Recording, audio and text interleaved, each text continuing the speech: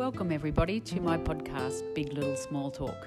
I'm Megan O'Hara-Sullivan and I love to talk, but I also love to listen. If you're new here, welcome. Thanks for joining me today. I hope you enjoy the episode. Hello listeners, you're with me, Megan O'Hara-Sullivan, and we're in Big Little Small Talk. Today I've got a very special guest. His name is Kerry Saul and he has been the former General Manager of the Empire Theatre. And I've had to chase him long and hard because he is leaving the country in 2 days' time, and he's done so many interviews and he's lost his voice. So at the 11th hour on the 11th day, I've got Kerry Saul. Welcome. Thank you, Megan. Yeah. Kerry, we were just talking just before we started the interview about where your hometown is, and you said you've come from the far north. Well, yes, my Australian hometown is Townsville.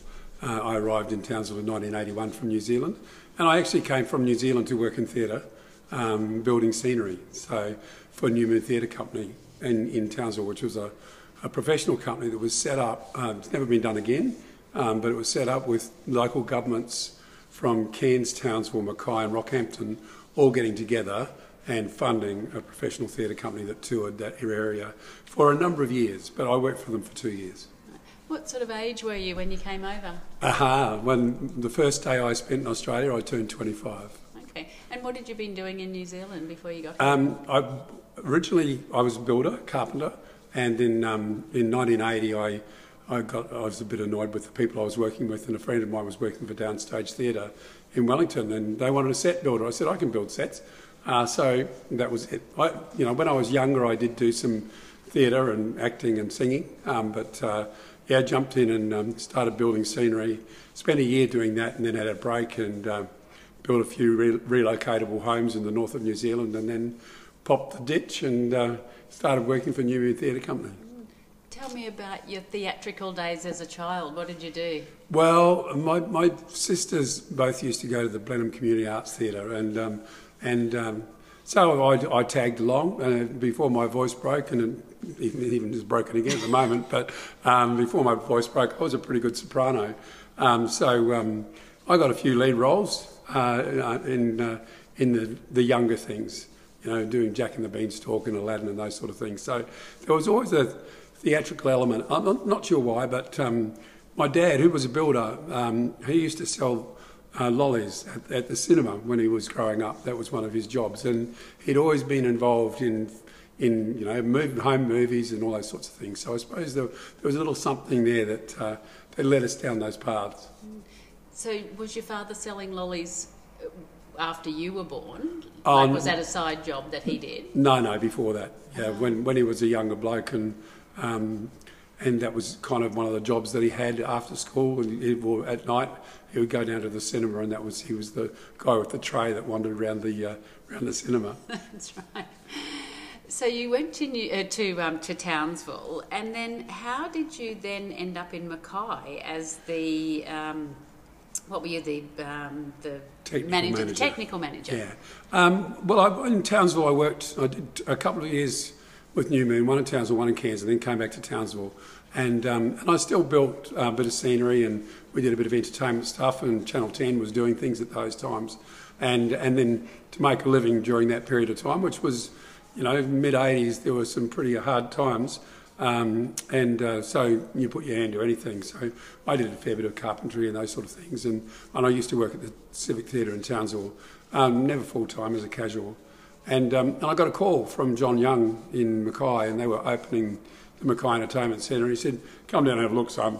And so I did that, and that was the end of that. I started there in December of 1987. So when you're the technical manager, that's all to do with the lighting and the sound and all of that? Is that right? Yeah. So there's lighting, sound, and staging pretty much.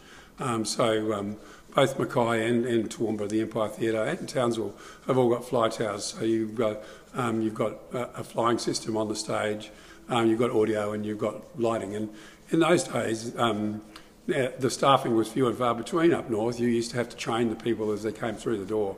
When we started in Mackay, we had two of us, and Graham Shawn was the lighting guy. He knew a bit about lighting, so he did that, and that meant that I did the rest.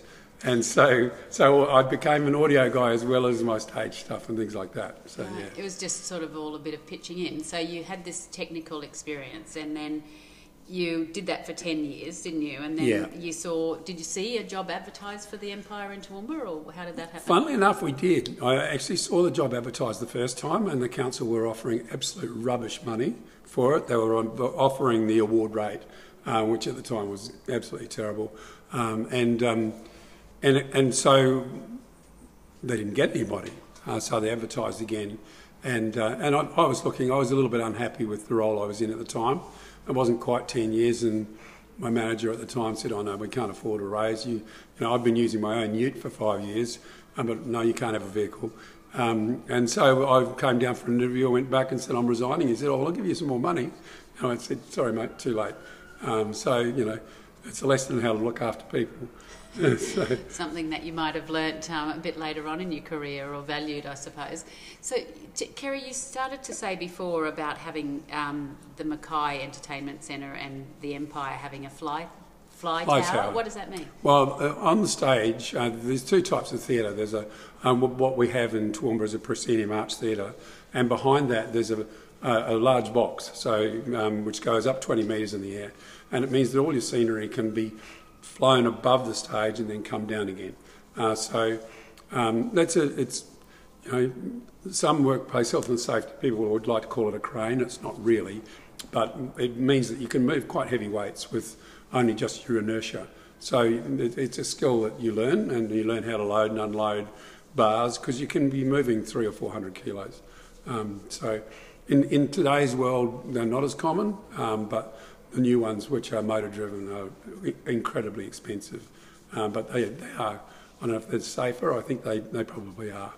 But it's a great system to use, and it's something that, you know, I've always been involved with. Most of the theatres on the coast in Queensland have got fly towers. Mm-hmm. We arrive in Toowoomba in 1997 as the technical manager, and you did that for 26 years until you became the general manager in 2011.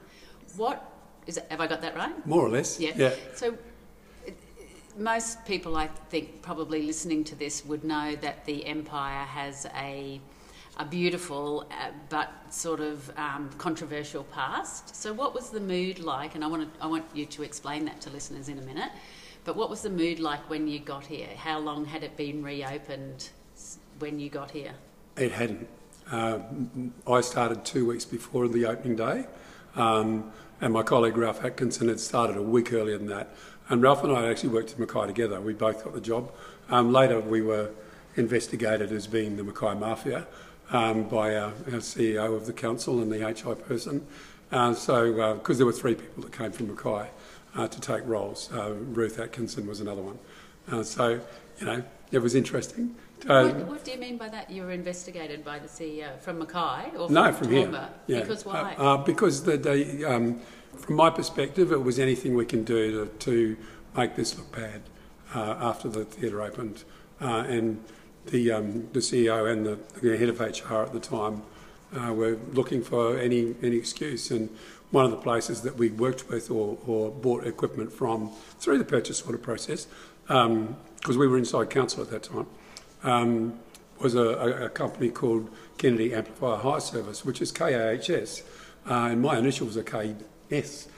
So you know, it was a long bow to draw, but so those investigations were made because we were buying equipment for Toowoomba from Mackay. Dale Kennedy, who owns that business, is still in business, and he works on a cost plus 5. And he sells equipment, theatre equipment, all over the country. Has done since before I came to Toowoomba. So, yeah, but that was one of the things that happened. So, you know. So, Kerry, you might probably tell the story better than I can. What had happened? The Empire was originally built as the Empire Pictures in 1911 as a picture theatre. And then through different things. Do you want to tell the story about it? Yeah, 1911. I think the talkies happened about 1929 or something around there. And in 1933 in February it burnt down. And when you come to the Empire, when you come inside the Empire and you walk down the foyers, the brick walls that you see are from the 1911 building. They were what remained standing. And the film, there's actually footage of the building burning in the National Archive. And from February, they decided they would rebuild it, and it reopened in November of the same year, of 1933. So 10 months. And Birch, Carroll and Coyle, those guys were on the board, and they were part of the organisation. I'm not sure at which period, but we've got documents that have their names on. So in 33, it was back in the game. Right back then, it had a fly tower, so it meant that it was actually not just being used for centre, it was also being used for live performance. And that continued through to 1971. So where did the money come from for the rebuild? In 33, it was private. It was privately owned. It was always privately owned. And there must have been a lot of money around, because we've got that beautiful, you mentioned it before, the proscenium, have I said that correctly? Yes. Yeah. Proscenium arch, the decorative sconces, the 2 plinth mounted fish tanks, which I have never noticed before until we just came in there and I looked around and I saw those beautiful fish tanks. I actually only heard some of that story in the last couple of weeks, would you believe? That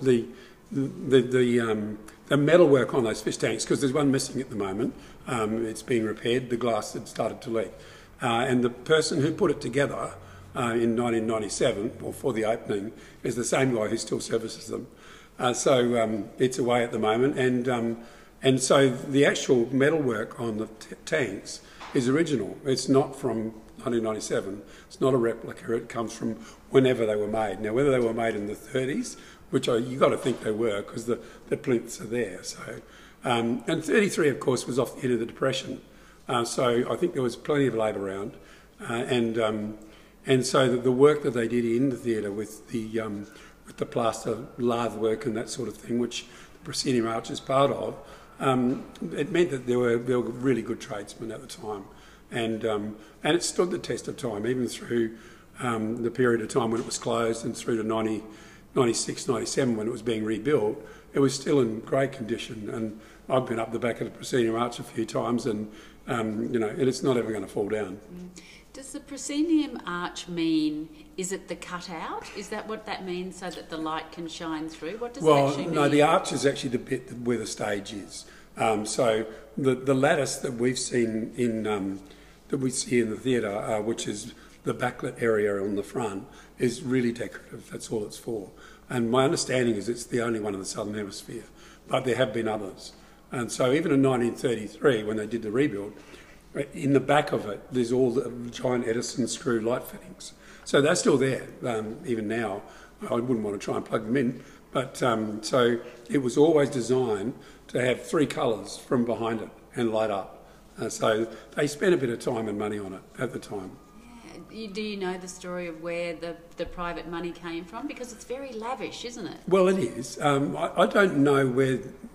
Obviously, at that time, TV didn't exist, so there are stories of Saturdays where there were queues from the Empire Theatre all the way down to Margaret Street, waiting to come in and do the newsreels and the cartoons in the afternoons and things like that. So there was plenty there, and I think even in 1911 they built the theatre because there was already one going really, really well up around towards Queen's Park and Margaret Street. There was a silent movie theatre there, and of course prior to that there was also the Austral Hall, which was around. I think it's the location is actually where City Hall is now, or somewhere close by, and I could be completely wrong on that one, but they did say that they actually had an Eisteddfod here where they removed the back wall because it didn't fit. And there were like 5,000 people. So you kind of go, wow. And Toowoomba has got an Eisteddfod history. And the groups used to go from here by boat to Melbourne to sing. I'd never heard that story before. Isn't that incredible? So I alluded to it before about the controversy and the mood. And so can you take the listeners through what had happened? In 1971, it got The last film was shown on April Fool's Day 1971, I read. That's correct. And the theatre was sold to a Toowoomba businessman.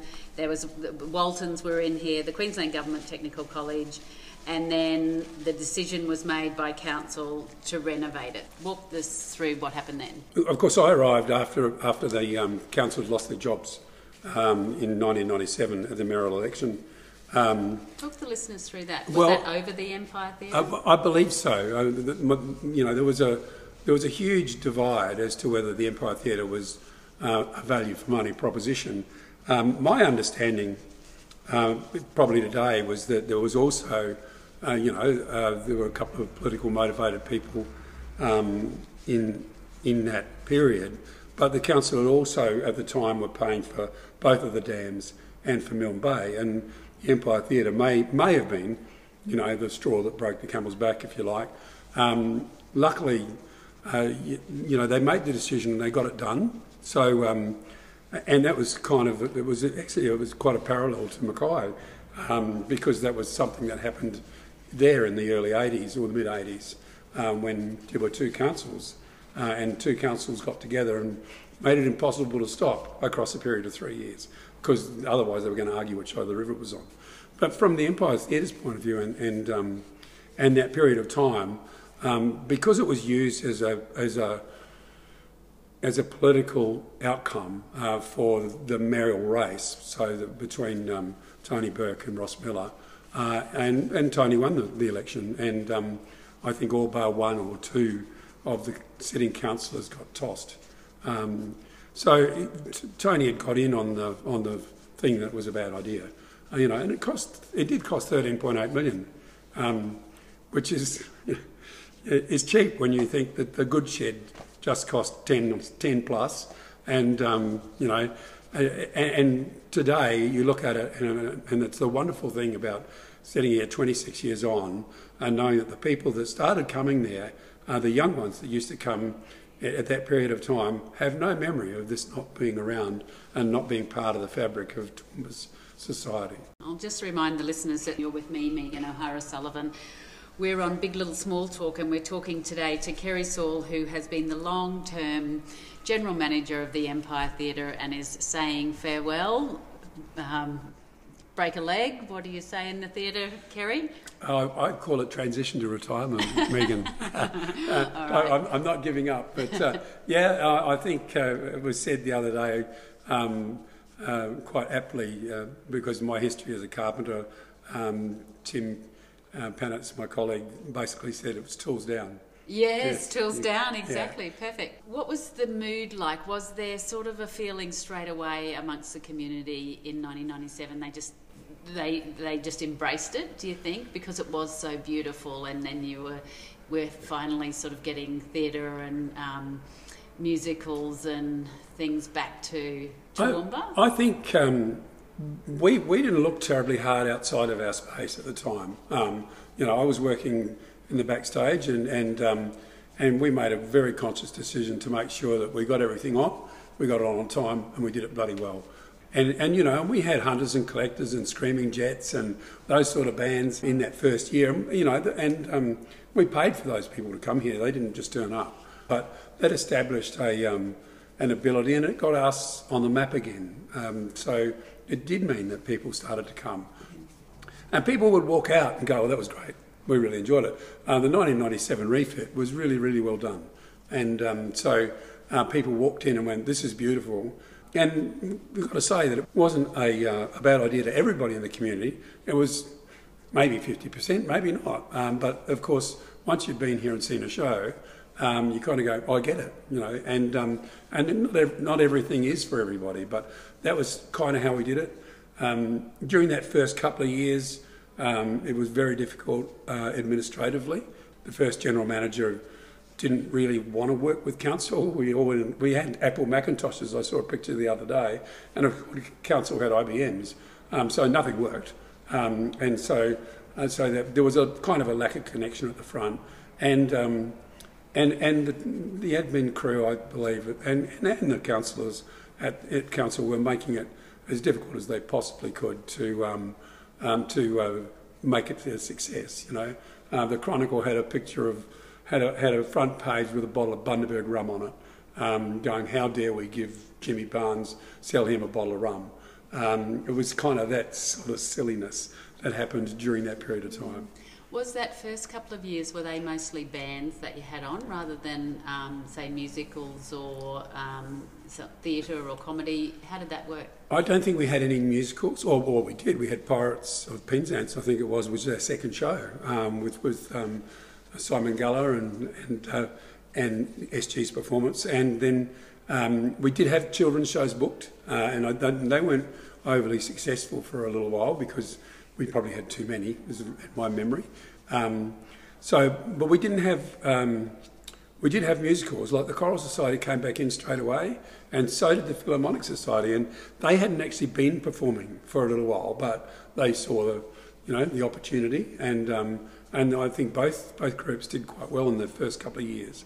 From a point of view of where we were, 1998 was pretty tough as far as administratively, but eventually the right people got to know, and that was when in 1999 we, with Peter Taylor, who was the CEO or acting CEO at the time, we met, and with Peter Swanall, who had also always been a big supporter, they managed to create a structure which is the Empire Theatres Proprietary Limited.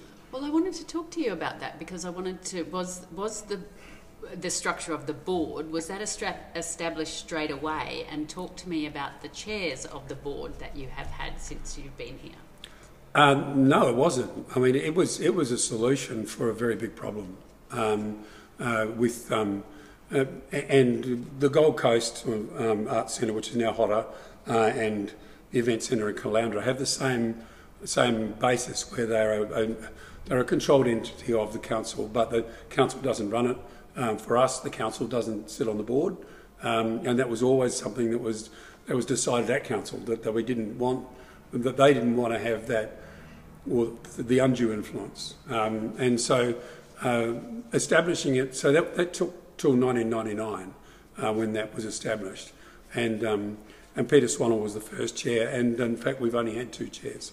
So Andrew Violent's the chair now, and they've both been wonderful. Peter had a different approach to Andrew, but they absolutely have the theatre and our operation at heart.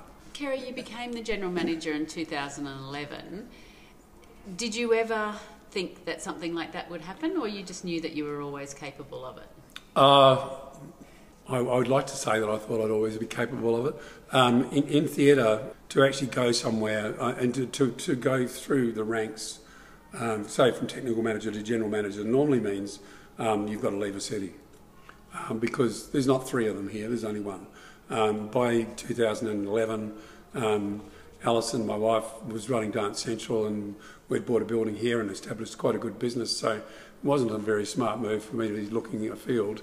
And at the time when Anne-Marie resigned, I was available. So I ran acting for about 6 months before they appointed me.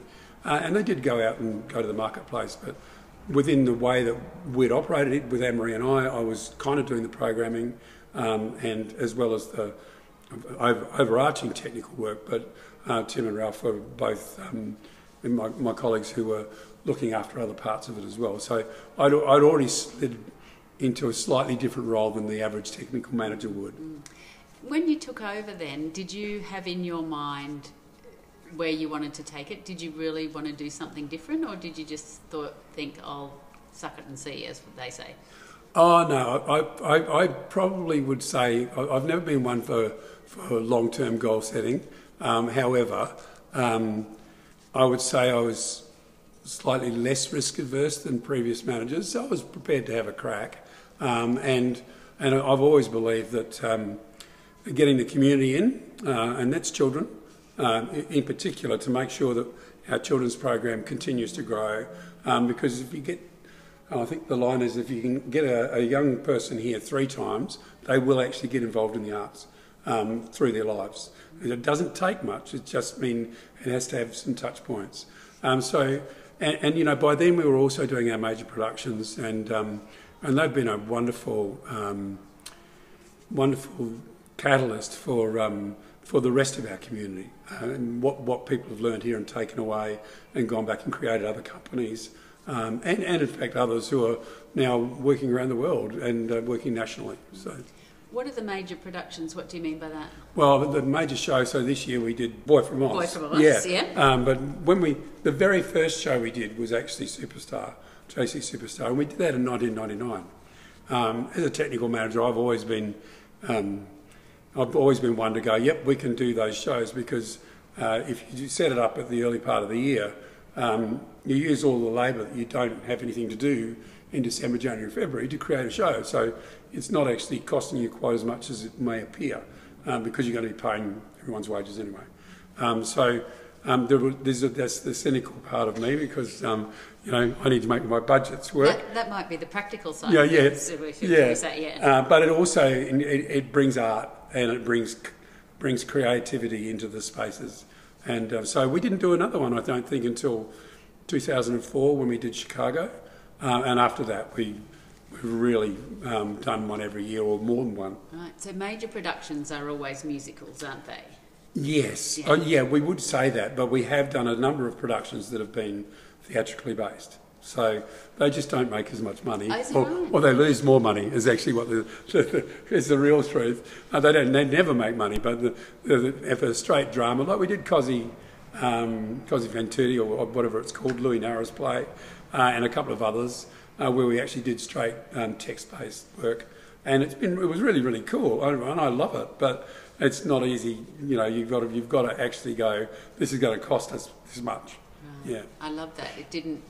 What was it? You didn't lose as much. Or no. Whatever. So Kinky Boots, Mamma Mia, Les Miserables. You mentioned Boy from Oz. What's been your favourite, do you think?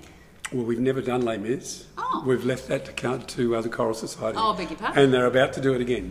So, yeah. So, one that you didn't mention, actually, is my favourite, which is Cabaret. Now, Cabaret is a musical, but it's got a pretty horrid story. We didn't sell a huge amount of tickets for it, but we did a damn good show.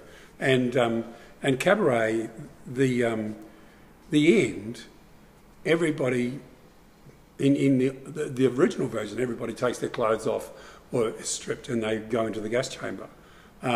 We didn't do the nudity, but they did go into the gas chamber, and that was how the show ended. And it just finished, and you could hear a pin drop in the theatre, and it was just amazing. It was really, really amazing. Everyone cheered afterwards, but it was like, it's the musical that you don't have the mega mix at the end of it. There's nothing sweet about it, and there's been some wonderful things through it. And funnily enough, it's on again in London at the moment. So in the next month or so, I'm hoping to see it again. Who decides what show you're going to put on? There's two ways. Basically, there's a group of heads of departments. So generally, there's about 5 of us. That actually sit down and go, what do we think we can do? And it's based around, the first thing it's based around is availability. You can't just go and grab a show. It has to be available, and in today's world, there's very, very little that's available, because... When you say available, what do you mean by that? The rights to actually present it. So something like Chicago, we would have done again over the last couple of years, but we've been refused our rights applications. On that basis, the likelihood is that it'll start touring again next year. The Rocky Horror Picture Show, for instance, has never been licensed for a not-for-profit. They never were allowed it. It must have cost Jim Sharman an absolute fortune over the years. So at the moment, there's a limited resource. So I can't go, next year we're going to do Wicked, because it's just been advertised. So we actually have to ask. And so there can be pretty slim pickings in various years. And, Boy from Oz, really, this year, we didn't have any other choices. Like, at a level of, we've still got to put something on that people will come to. You could do a pretty obscure musical, but if we did, we might do a wonderful job of it, but we might also lose $100,000. So you don't tick that box. You go and find something you think can balance out. Is there a register of stuff that's available, or do you just have to keep approaching the different ones? And Oh yeah, there is, and you can go looking and searching. There's about 2 or 3 organisations in Australia that you can go through the entire list and go, what's here, and then you can do a bit of a search and find out if you can get onto something else. But on the whole, a lot of them will say yes, it's here, but it's not available for licensing at the moment. So you get used to going, oh gosh, and so that's just how it is, unfortunately. That's how it is. You're with me, Megan O'Hara-Sullivan. In Big Little Small Talk today, we're talking to Kerry Saul, who's just departing as the long-term manager of the Empire Theatre. Kerry, the Empire is not just the Empire. We've got the Empire Theatre Studio, we've got the Empire Church, we've got the Armitage Centre. How did and when did all of that expansion happen, and whose decision was that to make? Well, there was a bit of everything. The studio, for instance, is a rehearsal space at the back of the stage. So the only time we really use it concurrently is during Eisteddfods and things like that. But it's a great little space. It was just we didn't have the money to actually turn it into a theatre. And as the years went by, we pick up a bit of gear and we found a few seats and things like that. So now we do our homegrown series, which is our local sort of independent things in the studio. And there's 100 seats. It's got a full lighting rig, a little bit of sound, and it's great. The church was an interesting thing because it's actually the oldest building on the precinct. It's pre-1900. It's sort of about 1870 or something like that. And the council attempted to buy it, but the group that owned it at the time, the United Church maybe, held out for a bit too much money, is my understanding. So within 6 months of the theatre opening, it had been purchased. Because otherwise the Empire was landlocked on both sides. And in fact, our car park is still owned by the Masonic Lodge, which is kind of crazy. And we slowly but surely we gutted the bits out of the church that we were allowed to take out. The council repaired it. They put a new roof on it, redid the stained glass. It's due for a bit more, and that gave us a flat floor space that we could do functions and things like that. And part of that purchase, at the time, it went all the way through to Hume Street. So the back half of that block is where the police station is now, and there was an old hall at the back, which we used to use as a workshop, which today we don't have a workshop. Well, we do have a workshop, we don't have one on site, and it's an essential part of a theatre that you can actually do some stuff. So is this where all the props are made and things like that? Yeah, and even our maintenance. You know, we do a lot of our work ourselves, which, it saves the council a lot of money. If I was ringing up and going, oh, we need this cable fixed or that cable fixed. And we prefer to. You don't have to go through those processes, and it makes us the kind of A-class venue that we are for our people that come in and use it. And so part of the process of the hall was, well, we actually we needed that medium-sized theatre. In '99, when we did change to a proprietary limited company, there was a decision made to let the City Theatre go, and council in their wisdom at the time, rather than provide disabled access to the stage, they shut it. It was $150,000, I think, was the bill. They went, no, we'll just close it. I felt rather sad about that. I quite liked the old City Theatre, but I actually do think it's in the right place where it is now. It's a good reception room, and I think it's worked out. But what it did do was reduce that, because it was about a 450-seat theatre, so there's nothing in the city. So when we had the opportunity to start talking about it, we looked at what might replace the space of the church hall, and that, of course, has become the Armitage Centre. So that's probably started. It started before I was GM. So Anne-Marie was a prime mover. of getting that on the roll, and we took that on and created what was at the time Toowoomba Regional Arts and Community Centre, so TRAC, but now the Armitage Centre due to Clive Armitage's great generosity. Now, the Empire Theatre could not operate really without the volunteers. Can you tell me about the volunteers who work here? Oh, yes. Well, the president of the Friends of the Theatre currently is Margaret Turnbull. She started about 2 days after I did in 1997, and she was actually our events manager. Originally front of house, and then became events manager for a long period of time, and then retired.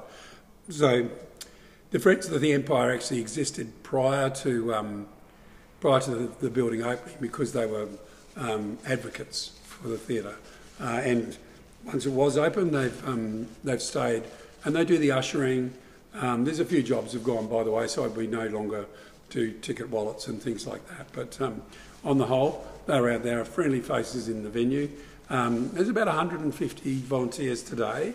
There've been a lot more than that over the years, but as any organisation will know now, volunteering is more difficult for younger people than older people. However, we still get plenty of arts engaged people who come in and go, how do I be involved? And it's one of the ways. Are they still looking for more volunteers? Always. always looking for volunteers. Yeah, well, there's a call up if I ever heard one. Now, you had another refurbishment in 2019. What happened then? Well, $6 million? Yeah, it ended up being more. One of the things that didn't work particularly well in 1997 was the fly tower and its actual cladding.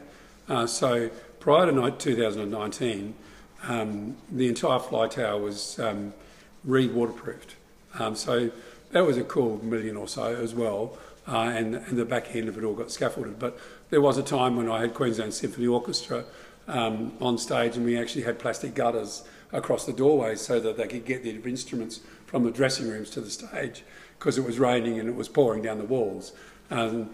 This is not an unknown thing in theatres, as much as I hate to say it. It's not the only one. 2018-19, it had been in the capital plan at council, so and they'd done a really great job with Opus a few years earlier, doing a whole of council audit, infrastructure audit. So they knew what the issues were, and unfortunately, as councillors want to do, they never quite put enough money in the budget. So it ended up taking 3 stages, and we still didn't end up with some of the things that were part of that plan. The church being one of them. We actually have brand new carpet sitting in a container out the back from 219, which is supposed to go into the church theatre, but before it does, the floor's got to be repaired. So that one fell off. However, what we got done was that the entire auditorium was recarpeted and repainted, which meant the scaffold went right back up to the roof again. The lighting was all changed to LED, and yes, it was a $6 million project. I think the Mayor noted the other day that overall, across that period, with that first part and then the back end being done, the council has spent somewhat close to $10 million on it over that period, which is it's fantastic, and it's what it should be. There's still things to do, and unfortunately, it doesn't end there. But we all know that it's the same as a road. Eventually a pothole appears, so you've got to fix them. Exactly. Kerry, what does the community service obligation look like? A lot of people would have been to the theatre for Stedfords and things like that. What do you have to do at the Empire to meet that community service obligation? Okay. At a finance level, council funds us. We try and make it as little as possible. So within the realms of our current community service outcome, we're given about $800,000, but it costs the council more than that because they also do the fire systems and all those sorts of things. So, let's round figure it at 1.2 or something like that a year. What we do is we provide outcomes none of our local hirers pay the same price as a commercial. There's a difference in the rate. They don't pay the same labour, so we charge what it costs us, but we don't make any money on it. So that's a really cool thing, and it's not just the Stedfords; it's our schools. And heavens, this year I don't know how many school musicals we've had, and they still cost a lot of money, but they would cost a lot more money without the CSO. So our brief as an organisation, I believe, is to actually provide a community outcome, and that can be youth arts classes. It can be the Thrive Arts Festival later this year, where there are free activities and those sorts of things. And we absolutely try to be as involved as we can. It's incredible. Now, unfortunately, I'm running down my time, but you said before you didn't put on the nudity with the show that you put on. What's kind of been really controversial? Oh, I think... Have you had anybody falling drunk off stage, or people not turning up, or anything like that? We did have a former manager booked a show and never told anybody. The artist turned up and it wasn't on. He'd forgotten to mention it. Anyway, Screaming Jets, theoretically we got in trouble for they were very early and they were crowd surfing off the stage. At the time, our Morning Melodies were breaking more seats than they did, because there was a fault in the back of the seats, and if you leaned on the back of the seat, the back would pop out. So we actually had to repair every seat in the theatre to stop our elderly patrons from breaking the seats just by leaning on them. We did have a couple. I mean, one of our former councillors who's heavily involved in the Christian world took me to task a couple of times over the years about this sort of show shouldn't be on. But you know, probably the ones that you look at and go back and go, well, it's a particular audience, but you know, we did Puppetry of the Penis 2 or 3 times, and my staff didn't really want to do it. But we've all had a good laugh about it over the years, but it's all tongue in cheek. So that kind of thing is we've actually we did one strip show. I managed to talk Anne-Marie into that one. We didn't have much in January, February one year, and I said, well, these guys want to come in, let's see how we go. So it was the Sydney Hot Shots or something like that. Not quite the right room. How did it go then? We had about 250 people turn up. Mostly all women? Yeah, it was. Yeah. And they were a great team to work for. Kerry, what's your favourite form of arts? I like a good drama. I think I was out of town for Prima Facie this week, or in April, and that's the kind of thing that I like. I love seeing the shows that we've done where everybody is involved creatively, which is the big productions, but that's kind of different. That's a pride thing to see these are our people. But to actually go and see a good piece of theatre that makes you cry, it's been a while since I've seen something that good, but I did see something at Adelaide Fringe at Holden Street Theatre, which was an hour-long piece that came out of the UK. I walked out, and it was a daytime show. I walked out, sat in the car, and just bawled, and that, to be able to, for someone on stage to engender that level of emotion in someone who's watching, I think is absolutely amazing. And you can do it really easily with comedy. It's not so easy when you're going, I'm just going to really tug at your heartstrings, and it's a great way of storytelling, and a lot of people don't want to hear it, but it can be, it's so powerful. And when you're in Adelaide and you're watching a show, are you thinking, oh, gee, the sound's not so good in here, or gee, those lights aren't quite bright enough, or can you divorce yourself from it, on the technical side of it? Yeah, you can. Not here. When you're in a show, you're kind of going, is it all working? I don't know how many times I've jumped behind the bar and gone, here, I'll just give you a hand to throw some stuff out for staff and things like that. Chug down a bit of rum because no. So frightened. Yeah, but yes, you can. And like when I've been in Adelaide looking at shows, that's been to look at things that we may take, and so you're always looking at the art as well as the other things. there's, you learn some things as well. So, and you also learn how well we do things, and we do them very well here. Mm. Well, you've met a lot of people in your time. Is there anyone that you can sort of think back and you thought, that person surprised me, or in a good or a bad way? That you really admired, perhaps? I think of all the people that have come here and the associations we've had, I think Lee Swin Singh from Queensland Ballet, who remembers everybody's name. He's the nicest guy, and for us has always been so grateful to be here. He doesn't have to be.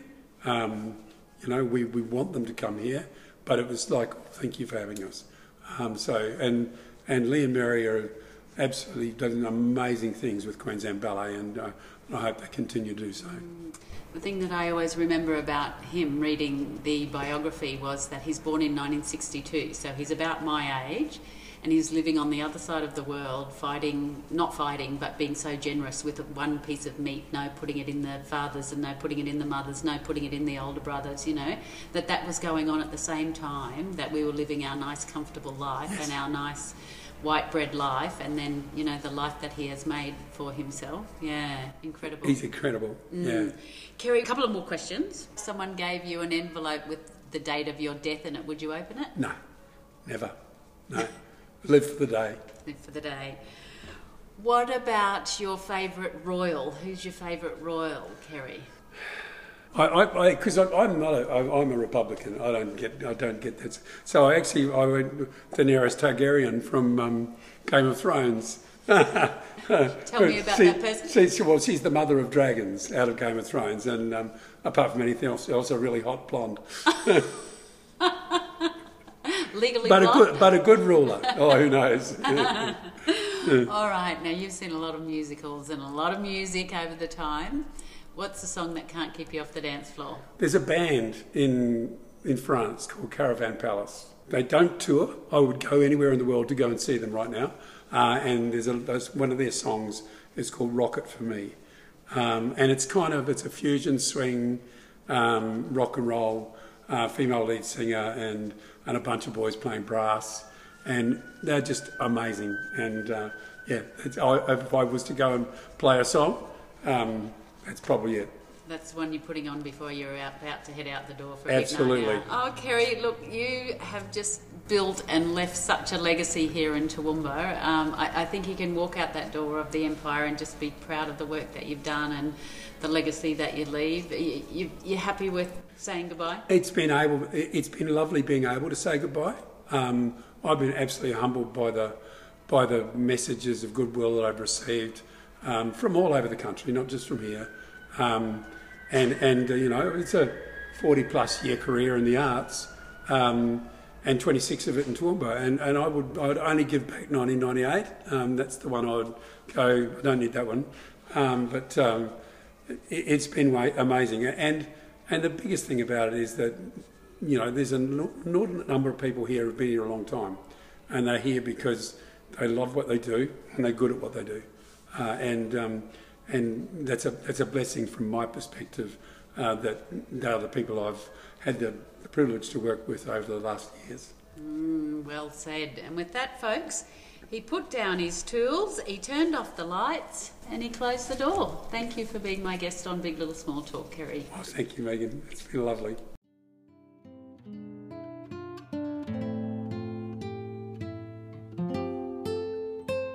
That's it for this week. Thanks for joining me on Big Little Small Talk. I hope you can make the time to join me next week. If you've enjoyed this episode, please subscribe on your favourite podcast app.